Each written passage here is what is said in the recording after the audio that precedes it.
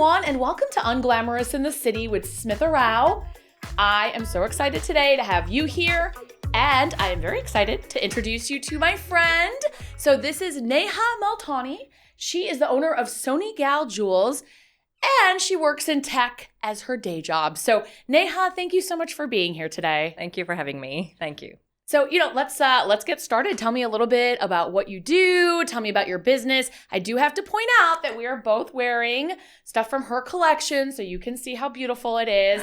And I really love, I've seen your brand for a while. I mean, it's just beautiful. I love that you can wear it, of course, with Indian outfits, with American outfits. So tell me a little bit about what you do, your day job, and then, of course, your exciting business. Well, thank you for the lovely introduction, Smitha. So as you said, I work in full-time, tech. So that's like my full-time, 9 to 5 job.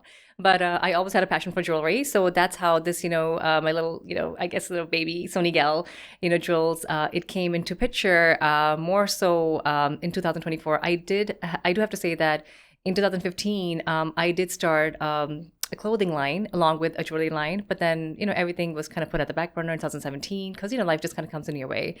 And then 2017, when everything was kind of done, I never thought that would kind of bring this up again.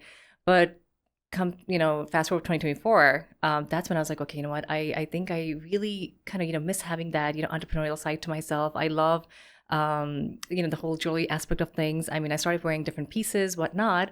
So this is when I was like, okay, let me just do something with it. It is my passion, but I definitely want to do something with it. That's amazing. And it's nice, when you can turn a passion into a business. Yes. Yes. It definitely is. It definitely is. But I always say this, that passion is not enough. You definitely have to have strategy. You have to have a solid plan. You have to have a very good direction because passion does wear out at the end of the day. But it's really that strategy that kind of keeps you going.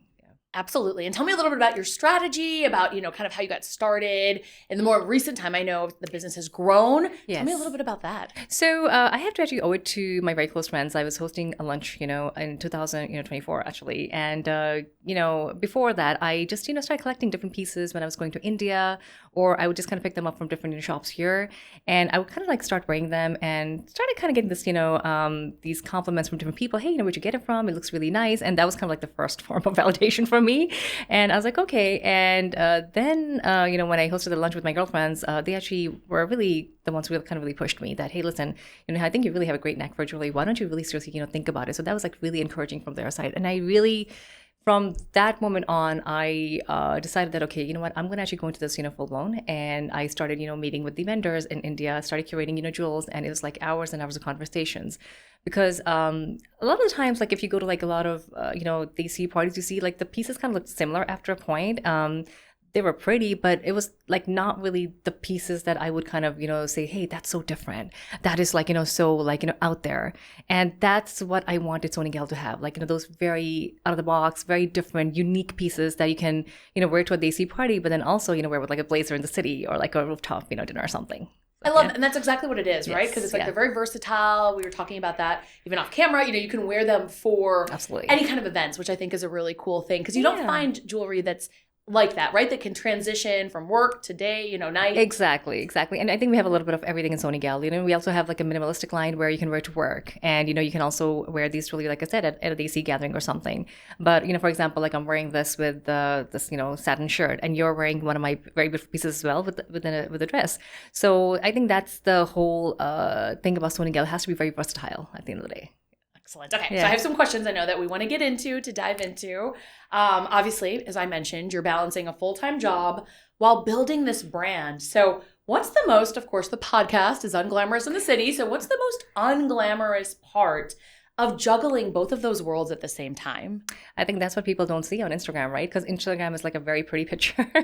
So the unglamorous parts, there's so many of them. Okay, I mean, for example, for somebody like me who is having literally like 2 full-time jobs now, because, SoniGal is like my full-time thing, and along with my full-time, tech career, I think it's kind of juggling with these 2 worlds and, waking up and these, identity switching. Like, at one point, you're a product owner, and then another point, you're also like, the creative director for your brand, you're the model, you're the marketing person, you're the one who's actually doing everything behind the scenes. So I think it's like those late night, packing, and editing, everything is something that's done by me. Editing can take as much as 4 to 5 hours average. So everything looks very polished on, social media, as we all know it. But that the behind the scene is very unglamorous because, sitting there, like, packing, doing the queries, and then you're working, for your job, and then you're answering, work emails in between lunch breaks. So all of that, can definitely be, very overwhelming. But I think once you have that passion and that drive, and most importantly, find that purpose, kind of keeps you going. Definitely. And +1 to the editing, because I'm editing this podcast, for instance. And and in TV, when I worked in TV news, I used to edit my own stories. Exactly. So yes, and it is a lot harder than it looks, because to your point, you see the final piece, you see the final reel on social media, but you don't know all of the work that goes into it. And of course, you want it to showcase the best stuff, and that takes a little extra effort. Also, when you're the model yourself, right? Because I don't really have any model. I mean, I did, collaborate with a few influencers, in India and here. And, I do collaborate with people every now and then, but for the most part, it's just really me. I mean, I'm the one who's kind of, showing up every day and making sure, since you're the, the brand face, that's just how it works. Yeah. And that's what you have to do, right? I mean, you're really a one-woman show. Basically. And then you're also doing your full-time job. Yes. Yeah. Wow. Yeah. That's incredible. It's incredible. And it's good that you are able to do both, of course. Yes. But yeah, any tips for someone who's listening to this and, it's like, God, I'd love to do that. But how do you even, get started? Or we know you get started. I should say, how do you maintain the level of output that you need to do this? I'm not going to lie.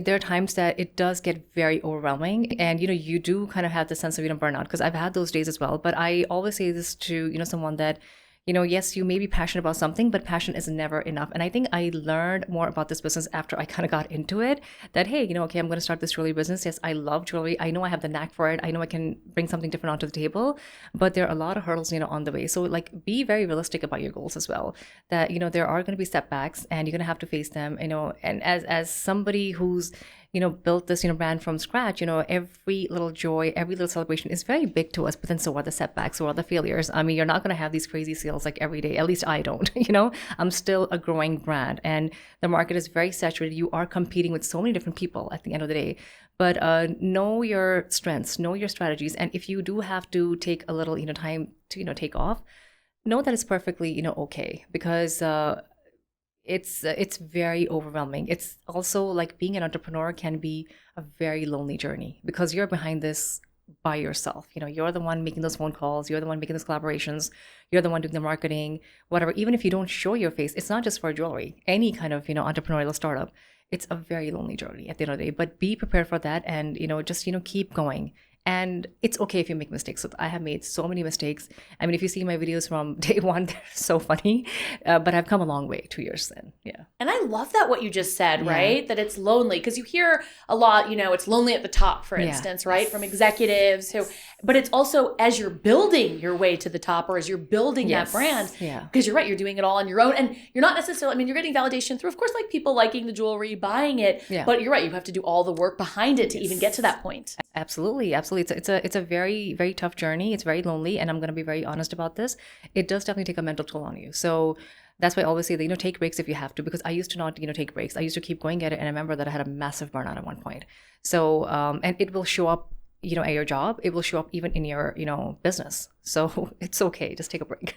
Yeah, no, I love that. I think that's very wise. Yeah. Okay, getting back over to some of my questions. A lot of people dream about starting something creative, just like you're doing, but they never do it, right? For whatever limitation, maybe time, maybe just other priorities. Yeah. So what gave you the confidence to launch your brand? Because I think you have to have a lot of confidence to do something. You definitely have to have a lot of confidence, because at the end of the day, it is your journey. It starts from you. So for me, like I said, my very big push was definitely my girlfriends. They kind of saw the potential, and I always knew that I had it in me, but I think having that kind of external validation does help.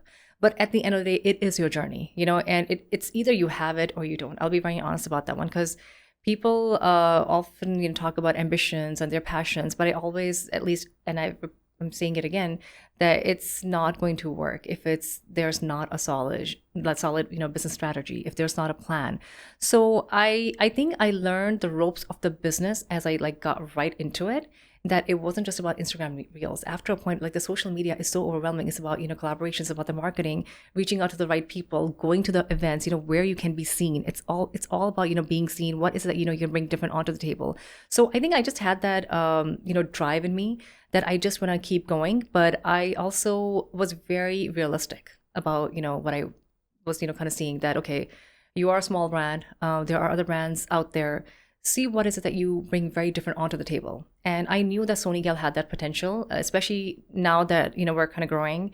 We're seeing a lot of people kind of, come up to us. And one thing that I always constantly get in my emails is that, your piece is very different. We haven't seen something like this before. So that's very validating. And that's why I constantly make sure I curate pieces, and it just kind of keeps me going. I love that. And you're right too, because I think that's like, I know I travel a lot, right? And you're right. I get all the time, hey, I love what you're wearing. I love where's that from, right? So that is actually good marketing, kind of like grassroots marketing in a way. But I mean, those are things you don't think of necessarily, right? Because that's important too, to do that with everything else and in a saturated space, like you said, especially today with social media and everyone, promoting their brands, their products, whatever it is. Yeah, definitely. Yeah. Oh, okay. Such good advice. I love this. So was there a moment when you realized that your side biz was more than just a hobby? And when I ask this question, I just love, like, you're passionate and that comes through. And so you always were going to do this. I feel like, once you figure I'm going to do this, but when were you like, you know what, this can be something, or maybe one day this can be it, right? I guess that's the goal. Yeah, definitely. When it kind of started becoming a second full-time job, to be very honest with you, that's when I started realizing that, okay, this can't just be a hobby, because, if this was just a hobby, I can guarantee you one thing, Samantha, that this wouldn't have lasted, because hobbies are very temporary. If you really have the drive and passion to build a brand, a business, something, you have to keep going at it. You have to be ready to fail. You have to be ready to face those challenges, have, very tough conversations with yourself, with people around you, seek the right advice, meet the right people. So for me, that's what I always say that, I definitely, had that drive, but I started seeing the very unglamorous side to the business, that it's not just, me making those Instagram reels, putting on this jewelry, but then there are times, especially in a business like ours, we have a lot of dead stock. Not everything sells. So then you're like, okay, now what? And then, you launch, different product, it might fail. And then you launch another product, it might fail. I mean, I can tell you maybe 10 out of, if I launch 10 products, maybe as a small business owner, maybe 3 or 4 of them might work. But that's a reality. But we're getting there, because people are getting to know us now. Maybe, in the future, hoping, because, the passion that I'm actually going, will actually be able to have like a, bigger brand value, and then be able to sell more volumes. But that's the ultimate goal. I love that. And I hope that people that are watching and listening are curious and saying, wow, I'd like to check it out, right? Because that is the beauty of doing something like this, right? So that's lovely. And you know what? You talk about dead stock. That's actually something I would not have thought of, right? Because not everything is going to always sell. No. Yeah. When you're in a product business, you're always going to have dead stock. It could be shoes, it could be clothes, it could be jewelry. You are definitely going to have a dead stock. So be prepared for that. Right. Yeah, that's a great call out. Yeah. Yeah. Okay, so, we talk a lot about something people don't realize about entrepreneurship. You've kind of covered this a little bit, I think, with what we've been talking about. Yeah. But anything else that comes to mind as far as just, let's say that somebody's watching this or listening to this and is like, you know what? Neha inspires me. I want to go try this. What would you say, like, and something that you may not think of? You've given a lot of good intel, but something that somebody may not think of. Something may not think of. I am very big on mental health part of the things, right? And I think especially this business, it's like I said, it's a full-time job, but sometimes it can be more overwhelming because now there's a creative side to it, right? And if you are the one-person show behind everything, it will get very overwhelming, as I said before, right? So for somebody, like me, who does get very anxious, and I can be almost like a type A personality. I do want things, done a certain way. It can be very, very overwhelming. So I think people often underestimate maybe the mental health part of it. And in order to kind of navigate through it, I would say that, your mental health and your success, they actually go hand in hand together. If you are not well mentally, it's going to show up in your business. It's going to show up in so many different places. So as somebody, for me, and I don't shy away from saying this, I do go to therapy because there were times that it got very overwhelming. And I do go to therapy, regularly because of a lot of, anxiety that kind of comes, not just with this business, but in your personal life sometimes and, in your job at times. So imagine you're wearing different hats every single day. You are a wife, you are a businesswoman, you are a career person, and then, you have your household responsibilities.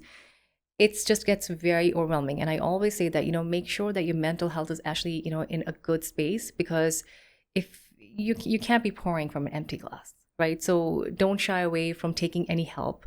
From seeking advice. I used to not do that before. And I used to be very, afraid to kind of, ask for advice. But I'm like, okay, if you don't ask, you don't know what you're gonna get. So. And I agree about therapy. And it's funny. It's like the whole thing of not asking for help. Yeah. I never want to be a burden to somebody, right? And now as I've gotten a little older, I've realized like that's not what that is. Yeah. It's actually necessary Yes. to navigate all of the unglamorous things in life. Yes. But it's something, I don't know if it's just like a woman thing, if it's a cultural thing, Yeah. but it is hard to ask for help sometimes. I think definitely in our South Asian culture, I think therapy or mental health, unfortunately, they're still very, hush-hush topics. They're not very talked about. They're very shamed. I think therapy is still very looked down upon. But, I'm saying this as a South Asian woman myself, that how it has really changed my life. If I didn't have therapy, I think I would have still been in a little bit of a, muddy water, like a messy space. So therapy really helps you kind of navigate through these really tough, curves in life if you have a good therapist, that is. And thank God I have a good one. Same. But it's very important to kind of get that external help because, like you said, you don't want to burden your friends all the time because everybody's juggling through something or the other all the time. Everybody's lives are so busy, and we live in such a fast-paced, environment. So. Yeah. 100%. I've Yeah. joked that. So for some of my friends, I always like to listen and be empathetic. Yeah. But you do. Sometimes it's like, okay, at some point, you kind of got to go to the therapist too, because Yes. I can only take you so far. Yes. Yes. And that's fair. Yeah. Excellent. So, do you think, okay, I love this question. Do you think ambitious women are judged differently when it comes to success in dating? So we're going to talk a little bit about dating, which is of course a fun topic here on Unglamorous in the City. Yeah. But what are your thoughts on that? If I could be brutally honest, yes. I think we are definitely judged. We have come a long way, for sure. We have definitely come a long way. But, whereas a man is usually celebrated, for his successes, for his wins, for being goal-oriented, it's often seen as a very big celebration, especially coming from South Asian culture. But, women can be seen as intimidating. They can be, okay, you're too opinionated, you're too goal-oriented. So I think, unfortunately, women can still be, shamed for the choices that they make. They can be shamed for being, too ambitious or having it all. But at the same time, we are also expected to have it all. Like, you have to be the nurturer, you have to be the provider, you have to be the career, woman, you have to, kind of keep it all together and make it look so effortless. I mean, how unfair is that to anybody, right?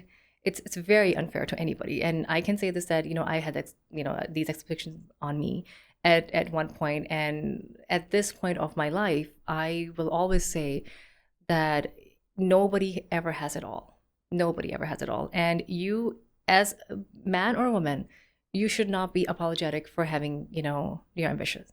If you have your dreams, if you have your goals, you have your ambitions, go chase them. Because when you're with the right person, they will actually, see it as a celebration. They will not be intimidated, by your success. In fact, they will actually work, with you. Same thing with your friends. I mean, if your friends are getting intimidated, if your partner's getting intimidated, then they were never supposed to walk with you in the first place to begin with. So that's what I've actually learned. Yeah. I agree. And I think, being a woman, you're just expected to balance so much. Yeah. Right. And that is the unglamorous reality. Yeah. It's just, it's a lot to put on someone. It is a lot to put on someone, actually. And I don't think it's just, I'm not just seeing it in South Asian culture. I'm seeing it in a lot of different cultures, actually. Because I guess naturally women are supposed to be the providers. That's just how the role has always been. But at the same time, we can have successful careers, and we should not be, shamed for it. I know I can tell you one thing that, I'm being a career woman and then also doing my, side hustle on the side. It's something that I definitely enjoy. I really look forward to doing this, every single day of my life. But, I have no shame and, no like hang-ups about it because I'm very proud of what I'm doing. Yeah. I love that. Yeah. I love that. And when you are so passionate, right? It's still a lot of work. Yes. But it's a little bit easier. Yes. Yes, it is.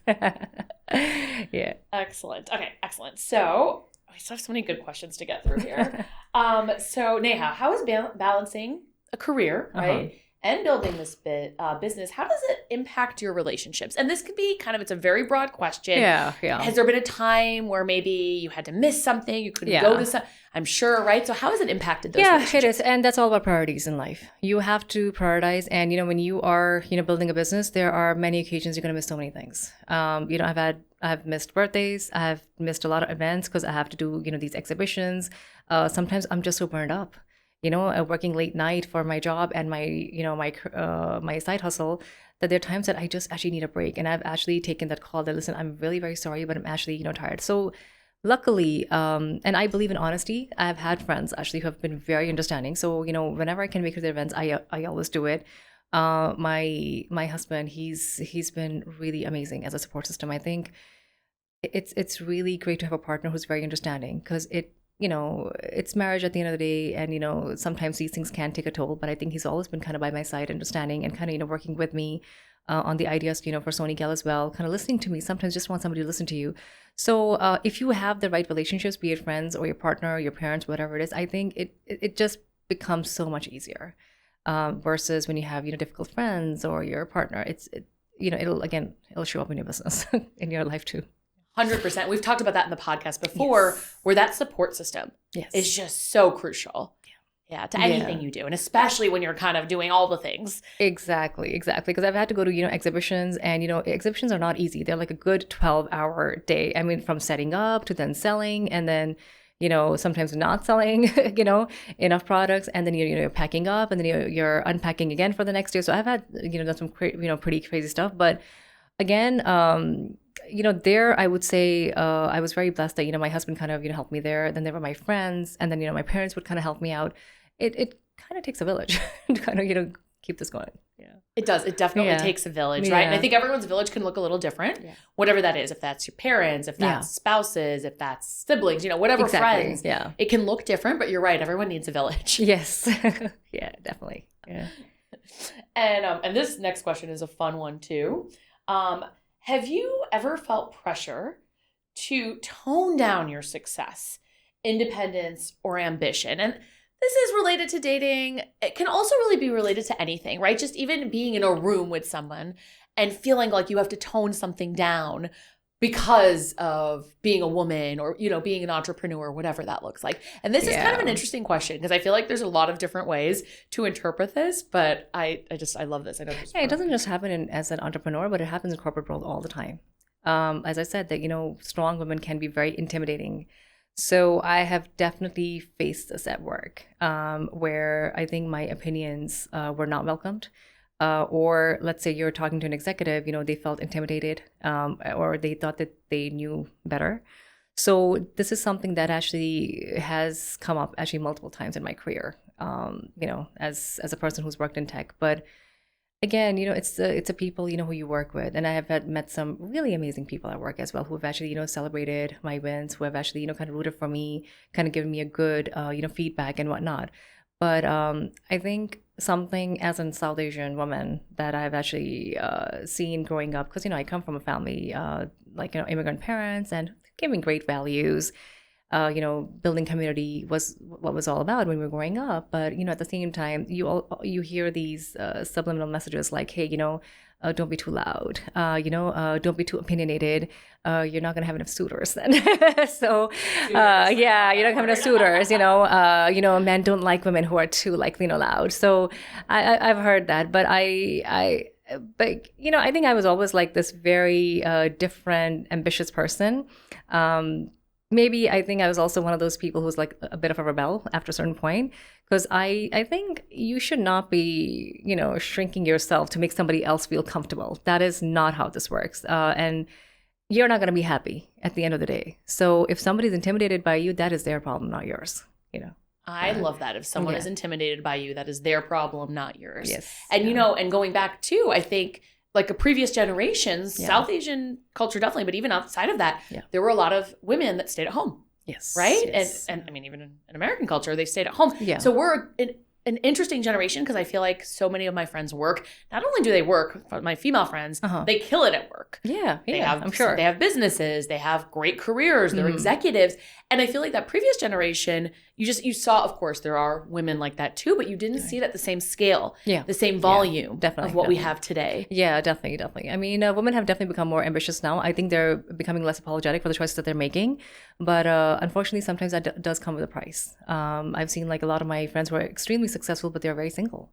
Because I guess, maybe they're just not finding the right person, not aligning with the right, person out there.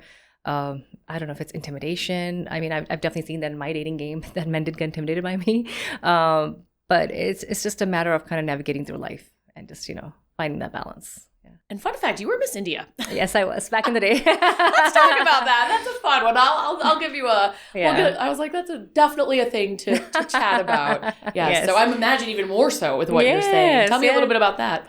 Oh, well, I was just a girl with the dreams in my eyes. And I remember 2007, and I was following this, pageant that was like outside of India, right? Miss India, New York. And it's actually an organization that actually, holds passions for the South Asian women in America, run by Mr. Dharmatma Cern and Neelam Cern. And, God bless them. They really are like a family to me even today.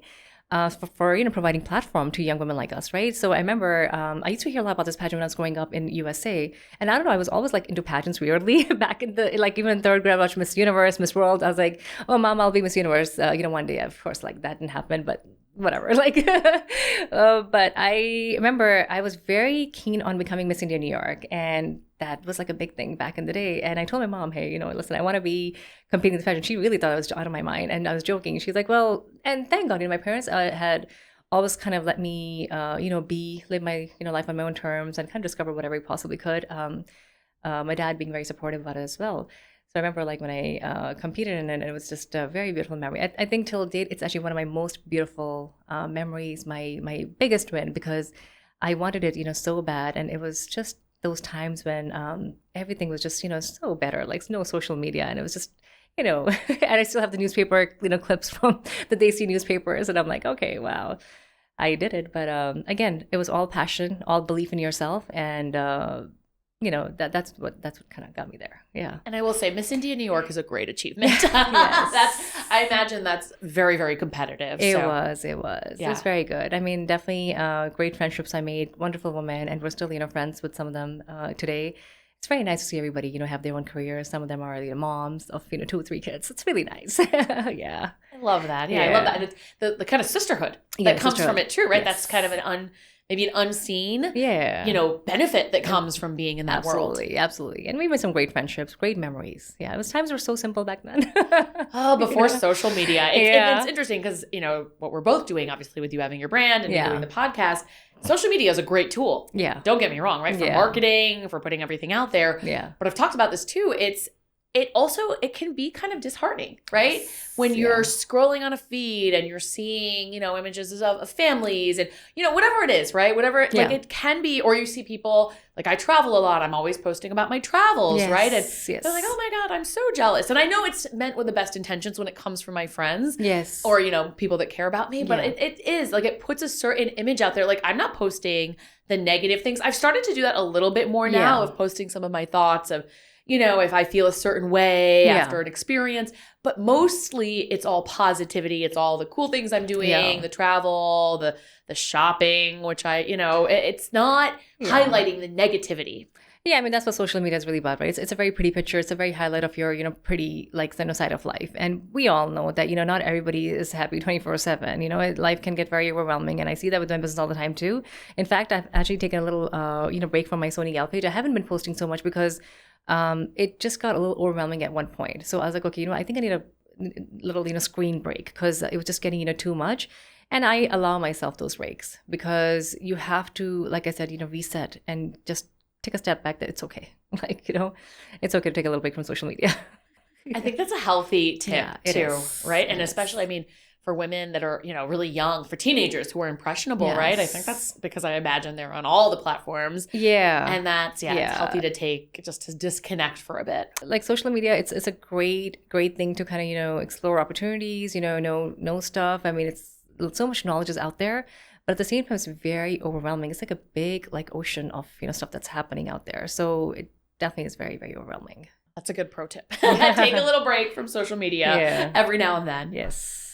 All right. Excellent. Well, I know we have a couple more questions here I want to make sure I get through.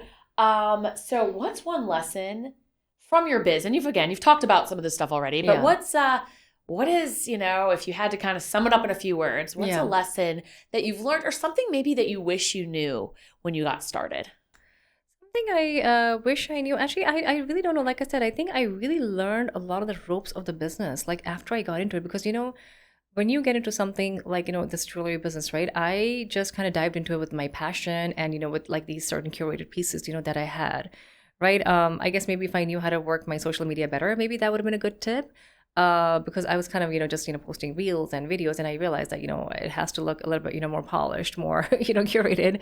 That would actually, really help. But I think in terms of like, anything else that I would actually, know about, I think, especially now at this point, I would actually really kind of invest into getting into more like a proper marketing team. Like, when you reach a certain point, just like, get a good marketing team, because I think you really can't do everything, on your own. And for somebody who's actually starting, by themselves, I would say, yeah, just, go for it. There are a lot of setbacks that are going to happen. You're going to fail. But even if you, let's say, fail at your business, at least you know that you tried, and you failed. So that's one thing. That's so true. And you get to a point where, I mean, you're scaling and there's no way that you can handle it all. Yeah, there's no way you can handle it all. And, then a lot of my friends who are actually opening up fulfillment centers, and that's great because your business is actually scaling to that level. But again, it takes a lot of time, a lot of, long nights, a lot of sacrifices, actually. It's, like I said, a very lonely journey. Yeah.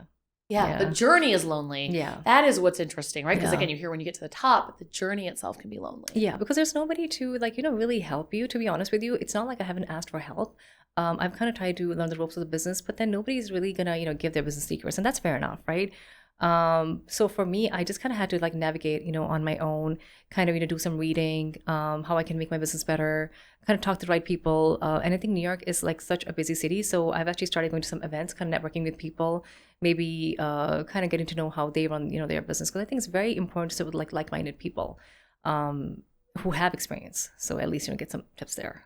Exactly. And I feel like you find the people who are willing to help, right? Because to your point, I think I always feel like there's space for everybody. Of course. Right? Yeah. It's a big world out there. There's space for everybody, Yeah. like whether it's, with jewelry, with podcasting. Yeah, podcasting, yeah. Yeah, and I've reached out to people that have podcasts and have given me some really great tips as I've gotten started here. Yeah. But yeah, it's interesting, right? Because it's like you have to find those people too, because not everybody is willing to help. Exactly. And thanks, and I'm very happy, like in New York City, right? A very fast-paced city that it is. You have like so many of these entrepreneurial groups that are happening, meetups and whatnot. So I think that's where I found like a lot of my girlfriends. I mean, who were like different kind of. I mean, one is running a cosmetics company, one is running a fashion company, one is running a podcast. So it's really great. I mean, these women who are all driven, and we're just all kind of finding our way in life. Yeah. And I agree with that too, because even as I'm, booking guests for this podcast, like I have a really great network of women and men, but really women who have businesses who are just doing amazing things. Yeah. Yes, absolutely. Yeah, definitely. I think it's really nice that, so many women are out there who are just kind of killing it.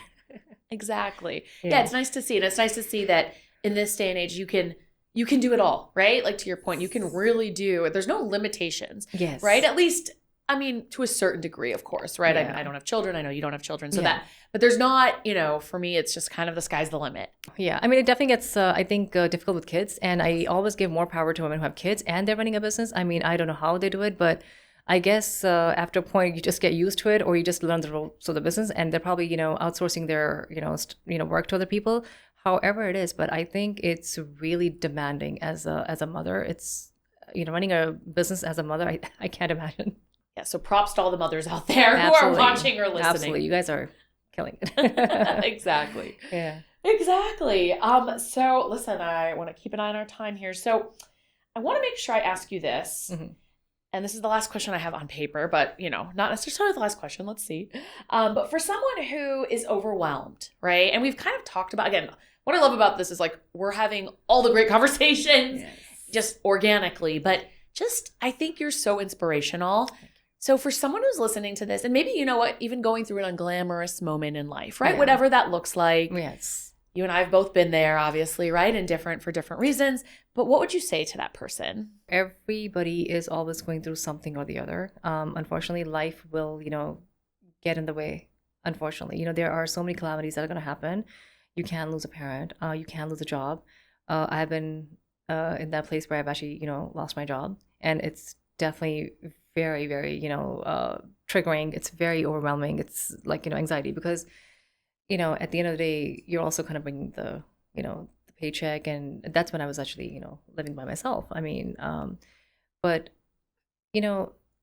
one thing is that, life tests you at every step of the way. And when it's testing you, it's also, just testing you in so many different levels, right? And that's when you really just have to keep reminding yourself that this is just a temporary phase. It's going to go. And what's going to keep you going is your inner confidence, is your inner, your inner thing. And it's very important, I can say this, to have a very good, solid group of people around you at that time. You need to have the right set of friends. You need to have that support system, because if you don't have that support system, I have seen it can really break you in so many different ways, because you can only do so much as a human being, before business owners, before, career women or men, we are human beings at the end of the day. We don't need to have it all. And I always say this, that, give yourself, that break, sit back, process things. And it's okay to also sit with your failures, with your setbacks, with whatever you're disappointed with life, because it is your journey at the end of the day. And there's nothing that you have to apologize for, because it is the choice you made. Whatever has happened, sometimes it's circumstantial. And even if you made certain choices which went wrong, we are presented with certain type of choices in our life at that point. Sometimes we don't have that many choices too. I know at one point during my dark times, I didn't have too many choices. So I made certain choices which were probably not the best, but I didn't know any better. I had no guidance. I had no one holding my hand. So I just kind of went with whatever was available for me. And that's happened to so many different people. But I've never apologized for it. I did feel guilty about it. And that's where therapy came in, because for a very long time, you're kind of shamed for your choices in life. But don't let anybody, shame you for it, because at the end of the day, it is your journey and times are never going to be the same. So just keep going and it'll be okay. I love that. And I think it's give yourself grace. Yeah. Right? Because you're right. There are times when you're navigating something unglamorous or otherwise. Yeah. And it's just understanding that it's okay. You'll get through it. Yeah. Right? You will get through it, but give yourself grace. Because sometimes I think, especially it takes a certain type of personality to have a business to do these things, right? Yes. I'm so hard on myself. I have a feeling you are too. Oh, yeah. We are our biggest self-critics. Yeah, but I think the idea is to be very compassionate with yourself. Yes. And I've always seen this, that, if you're not compassionate to yourself, if you are going to always criticize yourself, then, you can't expect the world to see the same way either. So just, give yourself, that grace, and allow yourself to, kind of just sit back, forgive yourself for things that you've actually done in the past. Know that, no time is the same. I know, during my tough times in certain parts of my life, I thought it was never going to end. But nothing stays, constant. You just, have to kind of keep going. And having the right support system, I always say that that's the biggest thing you can ask for. Agreed. Yeah. Agreed. Couldn't agree more. And I think that's really, really good advice. Yeah. So I want to make sure we, of course, let people who are listening or watching know where to find your stuff. But before that, is there anything else you'd like to add? Anything else that you think would be helpful for our audience? What can be helpful? I would just say that, if you're looking for, that very different Indian jewelry, come to SoniGal Jewels. So we have our Instagram page, SoniGal_Jewels, and we're going to be launching our website very soon.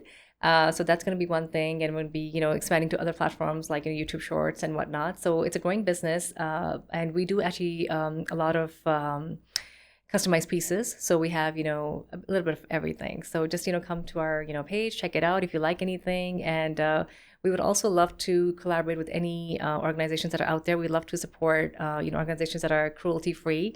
I have actually done a collaboration with one lipstick brand that was cruelty-free. So we love to support those kind of causes. But yeah, just want to let everyone know that this is just a simple girl who just had dreams in her eyes. And it all starts with your dreams. It's your passion, but consistency is the key. So Neha, thank you so much for being here. Thank you for having me. Thank you. This has been such a wonderful conversation. You have provided so many great insights, advice, guidance. Yeah. Thank you, of course, to everyone who's been listening and watching. And I just want to leave everyone with this. Please remember that the most unglamorous moments in life are usually where the real story begins. Absolutely. So, Neha, thank you. Thank everyone. you. Take care.